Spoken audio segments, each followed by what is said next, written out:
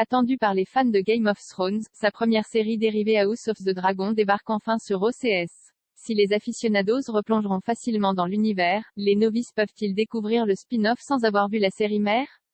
Le grand vide laissé par l'absence de Game of Thrones dans le paysage télévisuel va être comblé avec l'arrivée tant attendue de son spin-off. Première série dérivée d'une longue liste de spin-offs librement basés sur le roman Feu et Sang de l'auteur de la saga littéraire A Song of Ice and Fire, House of the Dragon raconte une partie de l'histoire de la famille Targaryen. Dans cette série créée par George R.R. Martin et Ryan Condal, qui officie en tant que showrunner, on suit les prémices de la chute de la mythique maison Targaryen ainsi que les événements qui ont précédé et rythmé la guerre de succession de la dynastie. L'enjeu de House of the Dragon sera donc les luttes de pouvoir au sein de la maison Targaryen et l'identité du successeur au roi Viserys qui accédera au célèbre et très convoité trône de fer. La première saison de House of the Dragon a démarré sa diffusion ce lundi 22 août en exclusivité sur les antennes d'OC avec l'épisode inaugural. Et la série sera ensuite disponible à raison d'un épisode par semaine en simultané US à 3h du matin.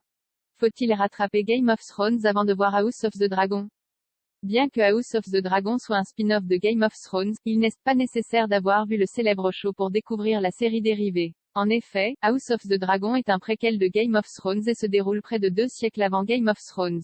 Vous n'avez donc pas besoin de connaître les événements qui se déroulent dans Game of Thrones pour comprendre les enjeux de House of the Dragon, qui est une série très politique. Le show nous raconte le déclin de la dynastie Targaryen en raison des luttes de pouvoir, des trahisons, des alliances et des guerres qui ont rongé cette puissante famille. La série débute très précisément 172 ans avant la mort du roi Aerys Targaryen et la naissance de sa fille Daenerys Targaryen, Emilia Clarke, l'une des héroïnes de Game of Thrones, que n'importe qui connaît, même celles et ceux qui n'ont pas vu la série.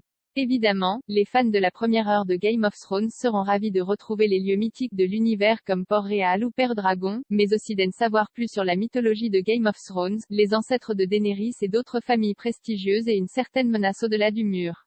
Pour que les néophytes puissent aussi profiter de House of the Dragon, le contexte est parfaitement expliqué dès le premier épisode avec une voix off et un carton qui pose les bases de l'intrigue. La structure narrative de la série est faite de manière à ce que vous ne soyez pas perdu et que vous puissiez comprendre les enjeux et pleinement apprécier l'intrigue et les personnages, même si vous n'avez pas vu Game of Thrones. Si la première saison de House of the Dragon vous séduit, vous pourrez sans hésiter vous lancer dans un binge-watching de Game of Thrones, les 8 saisons étant disponibles sur OCS.